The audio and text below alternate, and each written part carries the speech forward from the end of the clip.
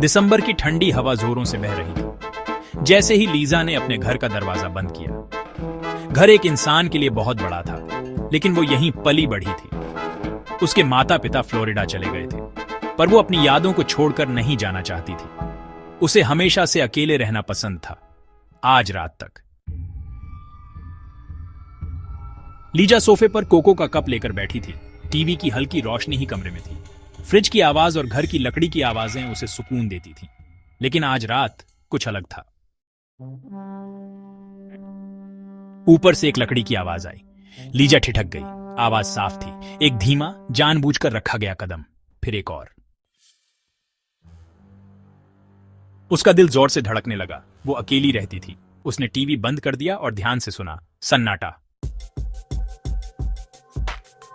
घर की आवाज होगी। लीजा ने अपना सर हिलाया, जबरदस्ती हंसी। फिर भी उसने अपना फोन उठाया और सिक्योरिटी ऐप चेक किया। सारे दरवाजे और खिड़कियां बंद थीं। कोई हरकत नहीं, बस वहम होगा। उसने गहरी सांस ली, कोको की एक घूंट पी और टीवी फिर से चालू कर दिया। लेकिन कुछ ही मिनटों बाद उसने फिर से आवाज सुनी, इस बार और पास। एक कदम, फिर सांस लेने की हल्की सी आवाज। लीजा के रोंगटे खड़े हो गए। मुझे लगता है कोई मेरे घर में है। क्या बात कर रही है? पुलिस को फोन कर। लीजा हिचकिचा रही थी। क्या वो ज्यादा सोच रही थी? उसने सिक्योरिटी ऐप चेक किया था, सब ठीक था, लेकिन उसका दिल कुछ और ही कह रहा था। अगली आवाज ने उसकी सारी उम्मीदें तोड़ दी। ऊपर एक दरवाजा खुलने की आवाज। लीजा सोफे से उछलकर किचन में भागी और सबसे बड़ा चाकू उठा लिया। उसने पुलिस को फोन लगाया, लेकिन जैसे ही कॉल कनेक्ट हुई, लाइन कट गई। कोई सिग्नल नहीं। उसकी सांस अटक गई। यह कैसे हो सकता है? अभी 1 मिनट पहले तो पूरा सिग्नल था। लकड़ी की आवाजें जारी रहीं, धीमी और सोची समझी। जो भी ऊपर था वो अब छुपाने की कोशिश नहीं कर रहा था। लीजा को बाहर निकलना था। वो भागकर दरवाजे की तरफ गई। उसकी उंगलियां ताले से लड़खड़ा रही थीं, लेकिन जैसे ही उसने हैंडल घुमाया, वो हिला तक नहीं, मानो उसे किसी ने सील कर दिया हो। डेडबोल्ट तो आसानी से घूम गया, पर दरवाजा ही नहीं खुला। उसने और जोर से खींचा, घबराहट बढ़ती जा रही थी।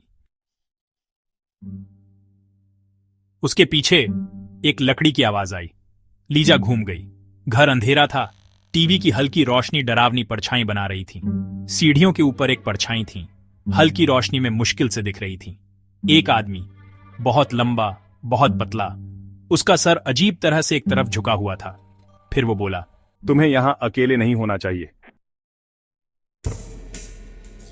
लीजा चीखी, दरवाजे से टिककर मुट्ठियां मारते हुए। दुआ कर रही थी कि वो खुल जाए। आदमी ने एक कदम आगे बढ़ाया, फिर एक और।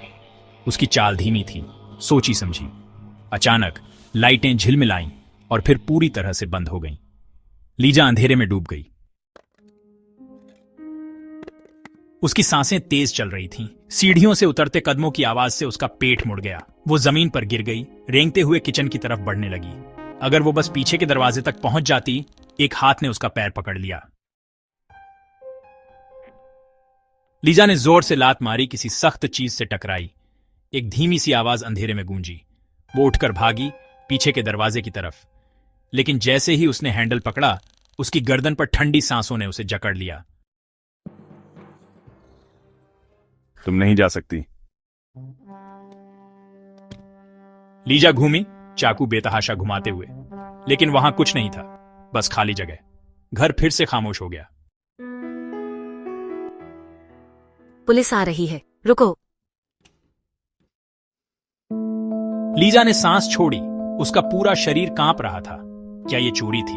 कोई वहम? क्या उसने सब कुछ सोचा था? दरवाजे पर दस्तक ने उसे चौंका दिया। पुलिस!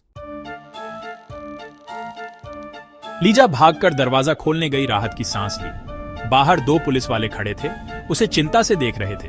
उसने सब कुछ बताया, कदमों की आवाज, बंद दरवाजा, सीढ़ियों पर परछाई। यहां कोई नहीं है मैडम। जबरदस्ती घुसने का कोई निशान नहीं है। लेकिन मैंने उसे देखा, वो यहीं था। मैडम, क्या आपको यकीन है कि आप अकेली थीं? यह घर 60 के दशक में एक परिवार का था। पिता पागल हो गया था और उसने सबको मार डाला, फिर खुद को। अजीब बात, उसके बाद यहां कोई नहीं रहा। लीजा की सांस अटक गई, उसके पैरों में जान नहीं रही।